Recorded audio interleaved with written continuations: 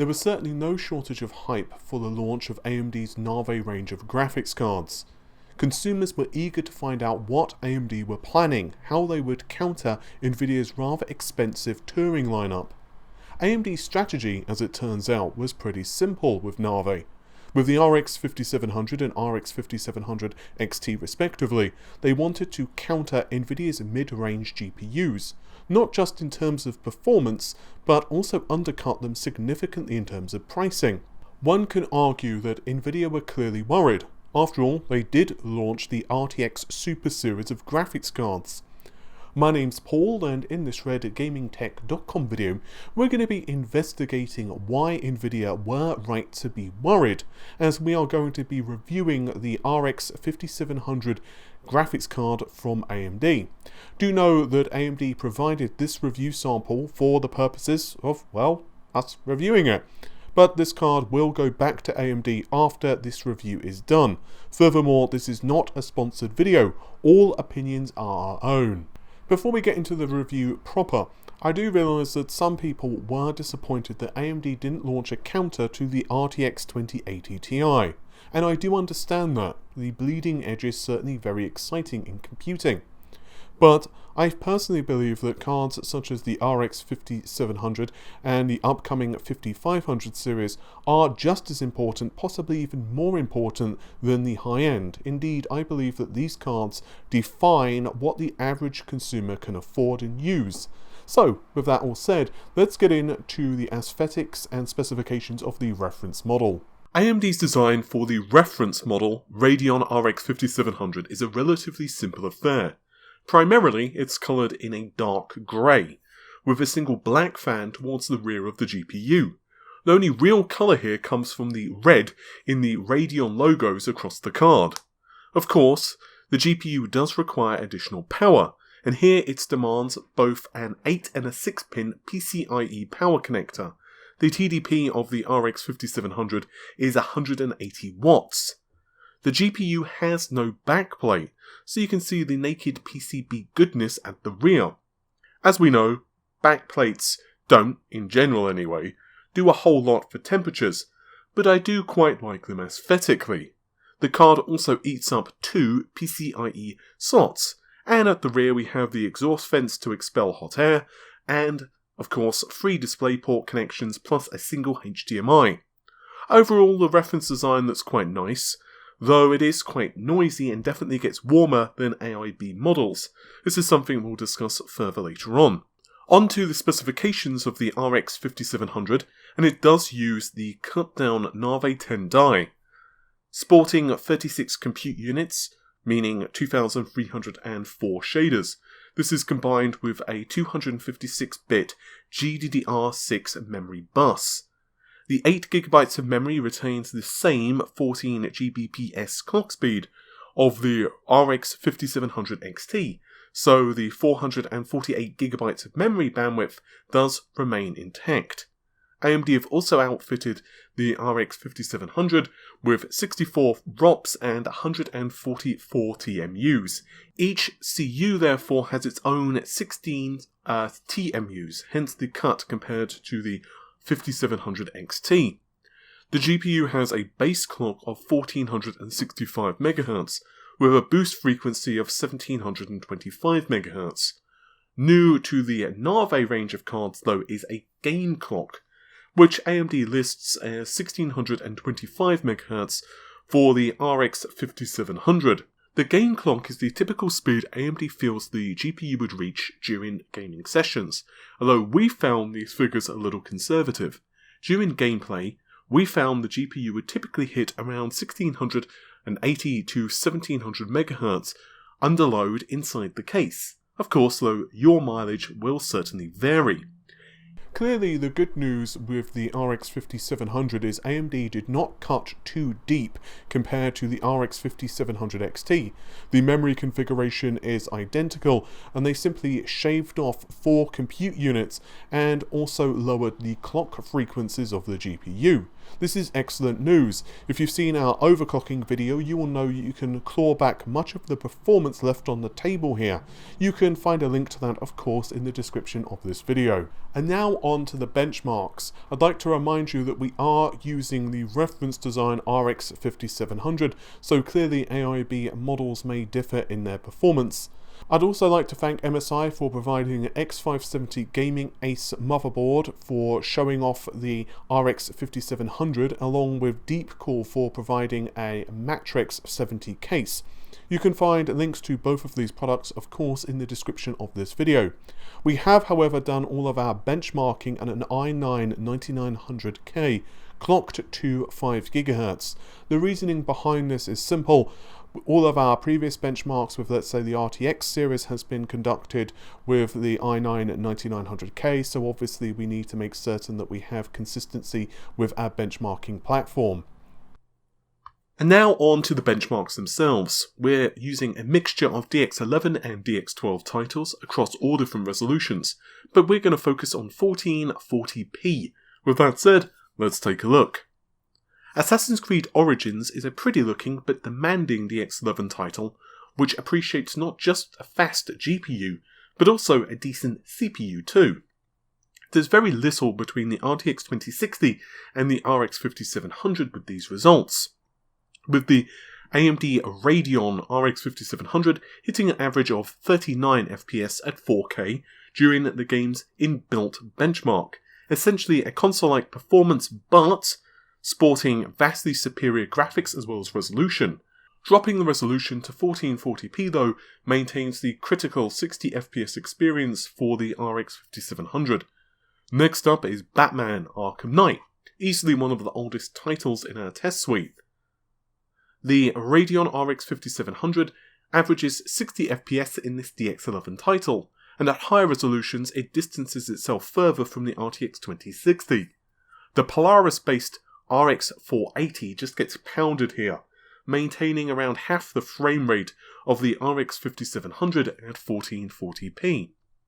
Next we have 2 manual runs of the opening areas of control, providing us nice consistent test data.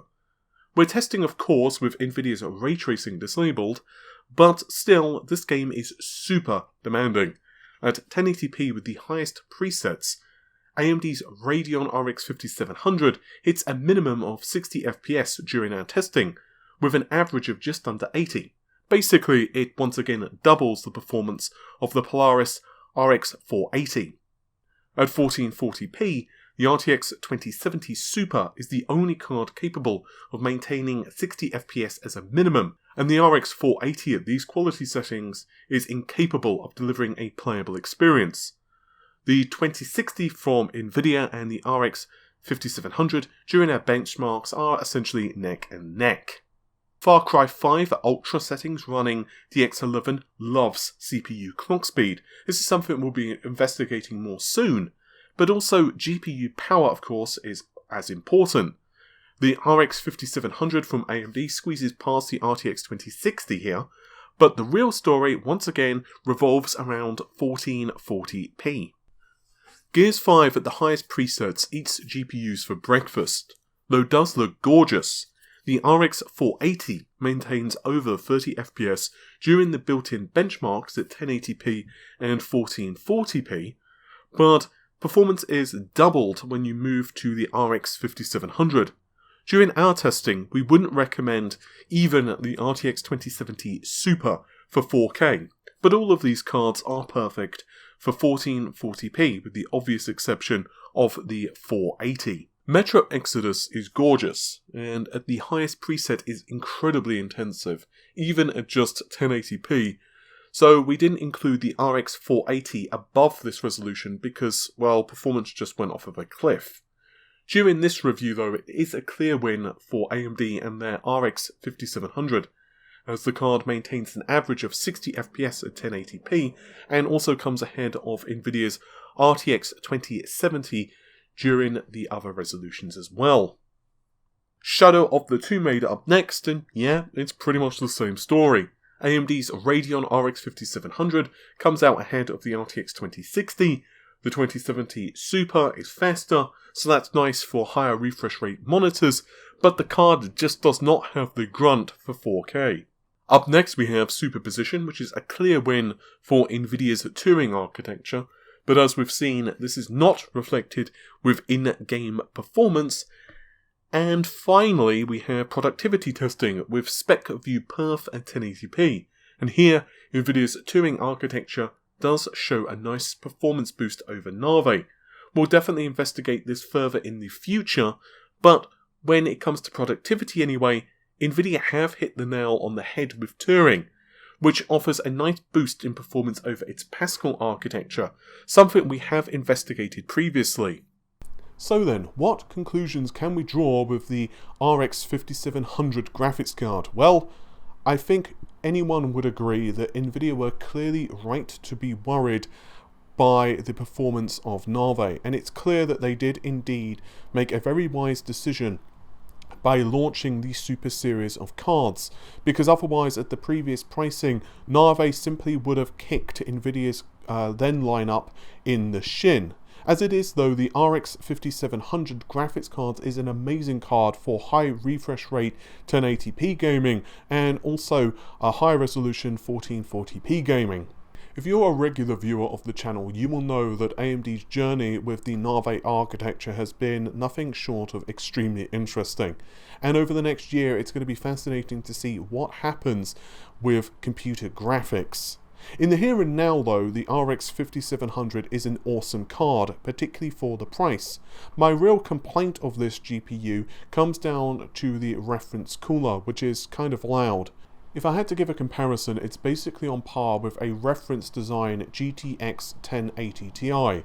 If it's inside a computer case and you've got the game audio up quite loud or you're wearing headphones, it's not going to really bother you, but the acoustics are not so much of the problem here. Instead, AIB cards of course just run cooler so you can squeeze more clock frequency out of them. Yes, the RX 5700 series does lack ray tracing, but honestly, with an RTX 2070, you're probably not going to want to enable ray tracing anyway if you are trying to run the game with higher frame rates, because obviously ray tracing is just rather taxing. With that said though, with DLSS and ray tracing enabled, it can make some interesting usage cases, and that's something that we're going to investigate further on Nvidia's end. But let's stick to the conclusions with AMD. The biggest weakness of the Navi architecture comes down to compute. This is one reason that Turing does offer a compelling reason to choose it over RDNA with this price point. If you saw our Turing for Professionals video, I'll try to remember to link it in the description, you will know that Turing offers a rather impressive upgrade in performance even over Pascal.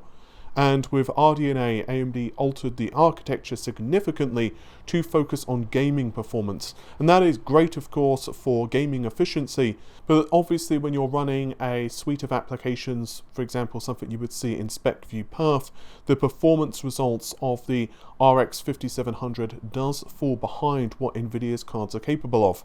But if you are purely a gamer, or messing around with, let's say, 3D modeling is just something you do on the side, I have no qualms at all recommending the RX 5700 series.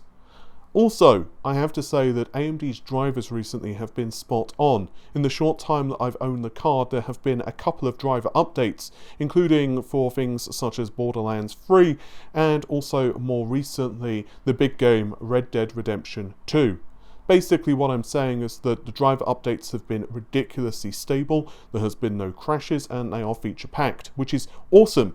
And this is not something that's amazing, this is not something that you would not expect, because what I'm essentially saying is that the software works. However, there are still a number of people out there that have this misconception that AMD's drivers are less stable than Nvidia. Oh, and don't think that I don't use Nvidia cards. My main test GPU is an RTX 2080 Ti, so I think that right now AMD and Nvidia's drivers are kind of a tie.